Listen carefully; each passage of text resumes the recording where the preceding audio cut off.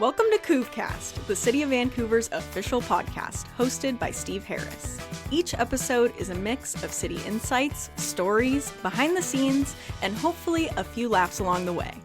No jargon, just real talk with the people shaping Vancouver's future, one episode at a time. Welcome to CouveCast, the City of Vancouver's official podcast. I'm your host, Steve Harris, and today we will be talking about Be Ready Vancouver, a new preparedness initiative to help prepare and support our community in the event of an emergency.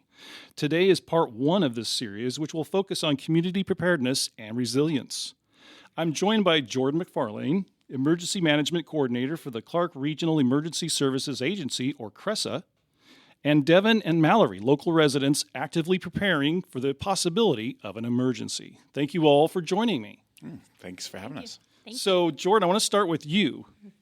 For listeners who may not be aware, what is Be Ready Vancouver? What's the core message there? Absolutely. Be Ready Vancouver is the city's new emergency preparedness initiative. And so we really want to meet people where they're at and encourage people to prepare for disruptions of any size. And the key is starting small, but getting started. Excellent. So what type of emergencies, some examples, what are we talking about here? What could happen that would be something that you would definitely want to be prepared for? Yes, it's important to have an awareness of the hazards in our area, but they can really range from minor disruptions to much larger. Some things that we can be aware of are power outages. We had a large windstorm late last year that resulted in significant outages across the county. And so that would be an example. Urban wildfires with our longer, hotter seasons in the summertime. Okay. To the earthquakes, to the big one that people talk about. Yeah. So something I want to add on to that, it's suffice it to say that for people that are preparing or are prepared, it's going to be a lot more difficult to try and get prepared when it's happening. Absolutely. Yeah. What are some ways for folks to be prepared? What are some examples of that? Yes. Well, it's thinking about your life and thinking about when a disruption happens, how are you going to get through those first hours, days with minimal impact to your life. Yeah. And so it's taking stock of what you need, who's in your household, who are your loved ones nearby, and making those adjustments and those plans and having those conversations ahead of time. It's as simple as identifying a bag at your house, and that's your go bag, and starting to fill it with things that you would need if you had to leave in a hurry. Yeah, and so some of those are going to be, things you normally would need on a daily basis, like food, water, but also, like you said, things for your own personal, like prescriptions, whatever you need to get through. Yes, absolutely. And those needs can change. Those needs can evolve over time. Recently, my pet family member, she was diagnosed with epilepsy. So now she has medications that she has to take twice a day, every day. Okay. And so our preparedness plan has been modified. Yeah. And building a neighborhood community is important. So today we have Devon and Mallorie with us. Thank you both for joining us. Tell us about what you have been doing to be prepared. I think some of the most important things you can do are just to take small steps, like Jordan was saying. It could be something like when you go to the store, grabbing a couple extra water bottles, or if your family drinks soda and you use up a 2-liter bottle, cleaning it out, filling it with water, and putting it in your fridge. That does a couple of things. It creates thermal battery for if there was a power outage in your fridge, helping keep your food cool longer. But it also just is a good backup source of water that you don't always need a 10-gallon jug of water that's hard to move around. Sometimes it's just little things, especially if you have kids or anyone in your family that's maybe elderly or has a harder time maneuvering or lifting things. That's something to keep in mind. So. And do you get to a point when you're preparing for things that certain things will over time expire that you regularly replace so that they're good to go in a moment's notice? Yeah, definitely. Like keeping an eye on cycling things through. Devon and I will have sandwiches, just even peanut butter and jelly. Wow. Ready to go? They freeze pretty well. You make them up and You just snack on those just in case, and I'm going to have to replace that, but I'm kind of hungry at the moment. Yeah, it's like this was intended for some kind of disaster, but we can use it on a Saturday when we go on a hike. So you can just kind of keep those ready, but then cycle through them so that stuff doesn't expire or go bad. Excellent. For people that may not be doing this yet or might be thinking about it, is it expensive when you start getting started to prepare things, or what kind of cost factor are we looking at? The important thing that we've learned is trying to use as much that you already have as possible. You can spend as much or as little on it as you want. The important thing is to be thinking about things like, is your cell phone charged? That require, if you already have a cell phone, you already have a charger. So it's more about adjusting how you live your life and how you're thinking about things, as opposed to going out and buying, an expensive battery pack or a generator. It's what do you have available that you can use in that situation. Does it make sense to have one of those, they have the packs where, if it's not quite fully charged, then you've got a backup pack fully charged? If you have the opportunity and if you have the fundage and availability to do that, absolutely. Yeah. The thing that I found was if I'm on a limited budget, trying to use what I have at my house already, because we've looked at the battery packs, and you're talking $50 to $100 for a decent one. And not everybody has that available. Sure. But if you already have a cell phone charger and we were talking earlier, just changing your charging patterns. I used to charge my phone whenever the battery got low, but now, I charge it every night so that every morning I have a full charge, and just kind of keeping that makes sense, that process going. Yeah. I like how the idea of it doesn't have to be something that's expensive. Work on what you have already and what you've got, build from that. You get as fancy with it as you want. Yeah, absolutely. So if you were to you kind of did a little bit with the phones, but if you were to make a list, where would you, if someone new at this, where would you start building from, and what ideally would a generalist compose of? Kind of a starting point? Yeah. I think for me it was kind of thinking about, if the power is out for a day, start basic. Yeah. What does my life look like if I don't have electricity? One day. Or even 1 hour. Yeah, just absolutely. Literally, and it could be in the middle of winter. It could be 20 in the degrees winter. outside. It could be 100 degrees outside. I had that happen on Christmas Eve one year.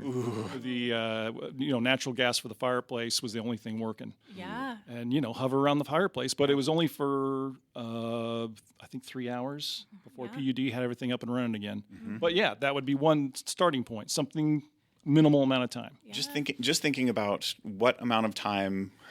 Can I be comfortable within the environmental conditions? Is it super hot outside? Is it super cold outside? Do I have a blanket that is easily accessible? Do I have, we were talking about water, am I going to get thirsty? Just kind of noting how you live your life so that if there is a disruption of whatever kind, you can be more adaptable and more resilient in those moments. Yeah. Even if it's just, it's cold outside, the heater kicks off or the power shuts down for an hour is enough to drop the temperature in the house. So do you have an extra blanket already around that you can... So if you're saying like a week, then what are you building on for that list? Then you're starting to think about... Food and water and some of those more basic necessities. First aid kits. Do you have medications? Do you have prescriptions that would potentially run out? Do you have a contingency plan for that? If it's a situation where the power is going to be out for a week, do you have people in the area that you can contact if you have needs, so you can rely on those connections in that community? Because it's such a big part of our preparedness strategy is developing a sense of community and building those connections that you can not necessarily take advantage of someone, but you can lean on someone and be leaned on if the need arises. That's a good point, right? Community, so it doesn't have to be just only in your household. You can also build community within your neighborhood. Absolutely. Yeah. So that's good. And I want to expand on this just a little bit if Jordan's good with this. But also, besides the house, what about in the car? If you're stranded in your car somewhere and something happens, what do you want to have in the vehicle so that you can at least hopefully sit out some of this, whatever the emergency might be? So with preparedness, we have the same priorities. We just scale them to different situations and different bags. And so food, water, first aid, sanitation, shelter. So you're thinking about those key priorities, but then tailoring them to whichever experience. So if Flashlight? Flashlight, yeah, absolutely. Flashlight, that's a You can great see, one. yeah.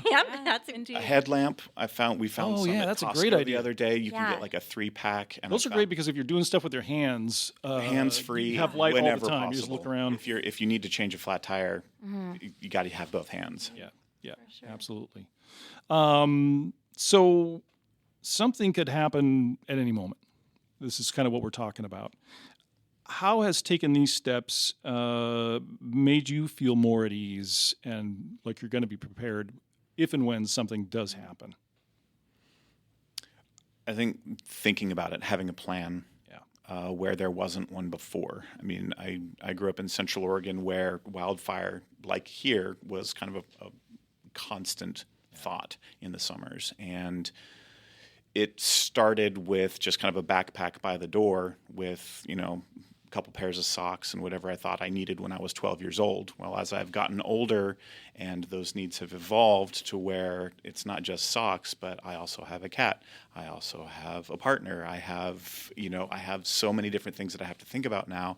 But fundamentally, that backpack by the door is still kind of the foundation of that. And it's the process of thinking about it and planning those things so that kind of like you mentioned at the top, it's really hard to make preparations in the middle of something. It's far better to be prepared than it is to get ready. So I think kind of thinking about it and having a plan, writing things down and kind of practicing, creating a practice of resiliency throughout your week and throughout your day so that it's not all happening when everything else is happening. You can kind of rely on a checklist that's already been put together. It's almost like a practiced. What comes to mind is the cliche, having a family escape plan if a fire in the house happens. That's exactly it. If you're not prepared, I don't know if you've seen the programs where they show like a night vision in someone's home and the alarm goes off and the kids kind of wake up and everyone kind of looks at each other not knowing what to do, as opposed to you've got that plan ready to go, and as soon as that thing hits, that alarm goes off. Everyone does their designated. You have a job. You know what you're doing. Fear plays into it for sure. I'm not going to say that something like that wouldn't be scary. Right. But the way to kind of move through that is, I know what I need to do if this happens.